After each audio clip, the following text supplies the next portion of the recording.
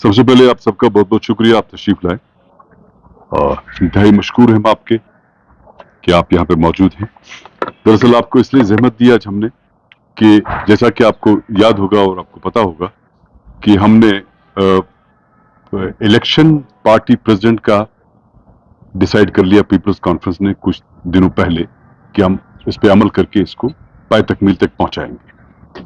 हुआ ऐसा कि हमने जो पीपल्स कॉन्फ्रेंस का जो आईन है उसमें हमने कई सारी अमेंडमेंट्स की। एक अमेंडमेंट ये थी कि हमारे प्रेसिडेंट की जगह चेयरमैन नाम होता था, तो हमने उस चेयरमैन नाम को तब्दील करके प्रेसिडेंट कर दिया। और फिर बात चली तो फिर चेयरमैन साहब वगैरह जो पहले चेयरमैन थे अब प्रेसिडेंट हैं, प्रेसिडेंट बनेंगे, तो हमने ये इरादा कर लिया कि हम एक इलेक्शन कर देंगे ताकि एक डेमोक्रेटिक प्रोसेस जो है पार्टी में उसका उरूज हो, वो एक डगर पे चले, ताकि एक तो हम डेमोक्रेसी की बात जो हम बाहर करते हैं वो पार्टी के अंदर भी मौजूद हो।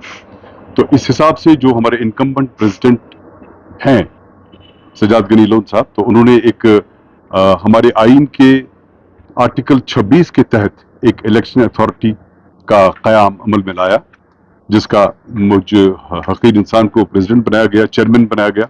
और मेरे साथ मंसूर सोहरवर्दी साहब हैं, ये मेंबर हैं, हमारे अशरफ मीर साहब ये मेंबर हैं, और ऑर्गेनाइजिंग सेक्रेटरी हमारे हैं अदनान मीर साहब।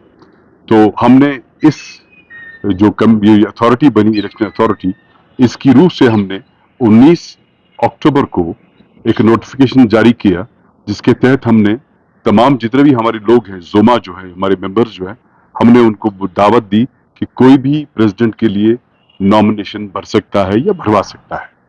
उसकी आखिरी तारीख हमने रखी थी 30 अक्टूबर, और 30 अक्टूबर 3 बजे तक जितने भी फॉर्म्स नॉमिनेशन हमारे पास आई, और आज जो 2 नवंबर है, आज 3 बजे नाम वापस लेने की आखिरी तारीख और आखिरी वक्त था 3 बजे।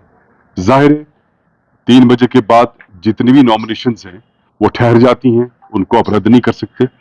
तो इसलिए हमने आपको आज दावत दी कि हम आपको ये बता दें कि 3 बजे की सूरत हाल हमारे पास क्या है। वो ये है कि हमारे पास 8 नॉमिनेशंस आई हैं टोटल में। नॉमिनेशंस आती हैं जैसे ये, इसमें कोई डायरेक्टली खुद अपना नाम नहीं भरता है, कोई फॉर्म नहीं भरता है, बल्कि 5 लोग किसी को भी नॉमिनेट कर सकते हैं फॉर इलेक्शन। तो हमारे पास ऐसी 8 नॉमिनेशंस आई हैं। 5 जनरल काउंसिल मेंबर्स, हाँ, 5 जनरल काउंसिल मेंबर्स एक नॉमिनेशन दे सकते हैं। तो हमारे पास ऐसी 8 आई हैं नॉमिनेशंस, जिनमें इत्तेफाक से सिर्फ एक नाम उभर के आया है, वो है सजाद गनी लोन साहब का। 8 के 8 ने उनको नॉमिनेट किया हुआ है, और इस वजह से कि वापस भी किसी ने नहीं लिया, क्योंकि 8 की 8 थी, 8 की 8 मौजूद हैं।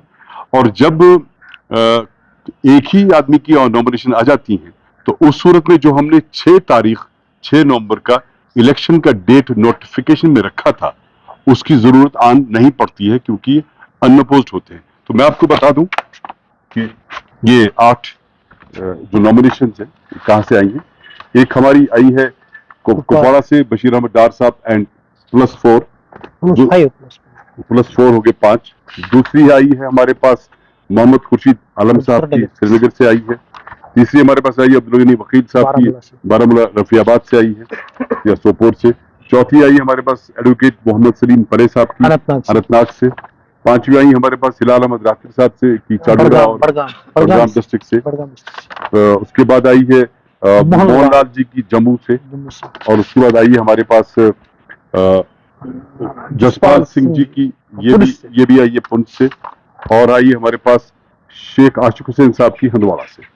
तो ये 8 की 8 नॉमिनेशंस जो भी हैं, उन्होंने एक ही कैंडिडेट को नॉमिनेट किया है, वो सजाद गनी लोन साहब हैं।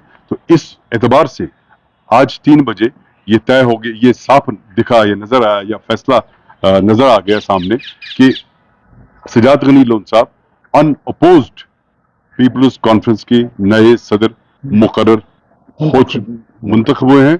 और मैं एज रिटर्निंग ऑफिसर ये ऐलान करता हूं कि आज सजाद गनी लोन साहब, जो पहले चेयरमैन और प्रेसिडेंट थे, अब दोबारा से प्रेसिडेंट मुंतखब किए गए हैं, वो भी बिला मुकाबला।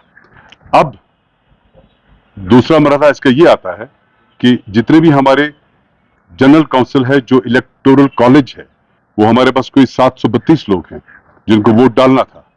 अब हम उनकी मौजूदगी में, और भी कुछ होंगे हो सकता है, उनकी मौजूदगी में हम 10 तारीख को दारुल जवाद कमरवारी में, जो मौलाना इमरान रजा अंसारी साहब की रिहाइशगाह है, वहां पर हम एक फंक्शन करेंगे जिसमें हम ओथ, हमारे प्रेसिडेंट साहब ओथ लेंगे, हम उनको ओथ देंगे उस दिन, और उसके बाद वो एज्यूम करेंगे चार्ज दोबारा से प्रेसिडेंट का, और बाकी मामला जो भी चलते रहेंगे वहां पे।